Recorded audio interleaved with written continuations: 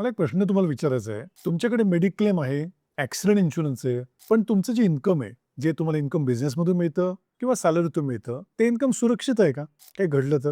म्हणजे थोडक्यात विचार करा. ॲक्सिडेंट झाला समजा, हॉस्पिटलाइज व्हावं लागलं, आठवडाभर, 10 दिवस किंवा 2 महिने, 3 महिने, 6 महिने घरी राहावं लागलं, तर मेडिक्लेममधून काय मिळणार माहिती आहे? मेडिक्लेममधून तुम्हाला मिळणार जो हॉस्पिटलचा खर्च झाला तो पूर्ण, प्री हॉस्पिटलायझेशन, पोस्ट हॉस्पिटलायझेशन, हॉस्पिटलायझेशनचा खर्च सगळं मिळणार, राईट? प्रश्न असा आहे, त्याचं एकच उत्तर आहे. ॲक्सिडेंट इन्शुरन्समध्ये लॉस ऑफ इन्कम म्हणून एक रायडर असतो, ज्याला म्हणतात टेम्पररी टोटल डिसॅबिलिटी. म्हणजे इन केस फ्रॅक्चर झालं, आपण बेडरिडन असू, जॉबला जॉइन करता येत नाही किंवा बिझनेस करता येत नाहीये, जाता येत नाहीये, आपण घरी आहोत, म्हणजे थोडक्यात आपलं इन्कम बुडतंय पूर्णपणे, इन्कम पूर्णपणे झिरो आहे, ठप्प आहे. या केसमध्ये आपल्याला मिळणार मंथली किंवा वीकली म्हणता येईल ₹5,000 पासून ₹1,00,000 पर्यंत अमाऊंट रेग्युलरली. किती दिवस माहिती तुम्हाला? तुम्हाला काय वाटेल? 2 महिने, 3 महिने, 2 वर्षापर्यंत. झाले अपघातामुळे तर काय? असे कुठलेही तुम्हाला प्रश्न असतील मनात, तर कमेंटमध्ये फक्त पॉलिसी असं टाइप करा. आम्ही तुम्हाला मार्गदर्शन करू.